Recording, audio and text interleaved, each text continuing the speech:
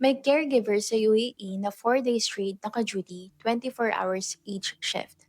And akala niya, puyat lang yung kailangan niyang labanan. This story came from Maxi, and nangyari raw ito while she was working as a caregiver in the UAE. Malayo raw yung assignment niya from the city, around 5 to 6 hours drive papunta sa province area. And yung setup ng duty niya was intense. 4 days straight siyang naka-duty, 24 hours each shift. So kapag tulog yung patient niya, doon lang siya nakakapagpahinga. Kailangan niyang isave yung energy niya kasi mag-isa lang siyang naka-duty. According to Maxi, bata pa lang siya, may mga nakikita at nararamdaman na siyang hindi niya ma-explain. Pero yun nangyari sa duty na to, iba raw talaga. May nagsimulang magpakita sa kanya. Noong una, nasa malayo lang.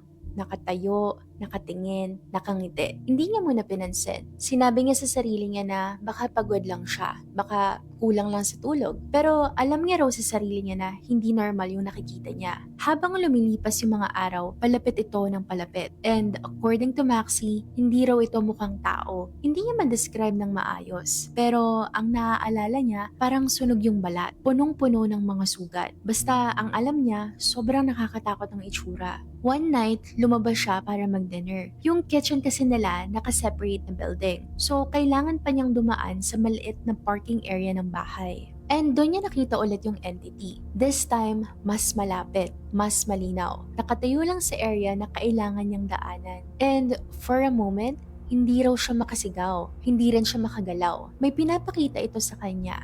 A disturbing image of herself. Something terrible happened. Something na parang gusto nitong mangyari. After that, hindi na lang siya sa labas nagpapakita. But pati sa mga panaginip ni Maxi, may mga gabi raw na ramdam niyang may presence sa tabi niya. Kising ang isip niya pero hindi niya may galaw yung katawan niya. Parang sleep paralysis. There were also nights na kapag patulog na siya and tulog na yung patient niya, doon ito nagpaparamdam. Minsan, may naririnig siya na parang may paulit-ulit na inuuntog sa pader. Minsan naman, may bumubulong sa tenga niya. And kahit naka-headset siya, naririnig niya pa rin. Pero yung pinaka hindi niya raw makalimutan happened near the sliding window. One time, nakatayo siya malapit sa bintana. Third floor yung room nila. Habang nakatayo siya, may narinig siyang boses. Mahina lang at first, then paulit-ulit, telling her to hurt herself. Telling her she had no worth. Telling her na mas mabuti pang mawala na lang siya. Paglingon niya sa sliding window, nandun yung entity, nakasilip mula sa labas.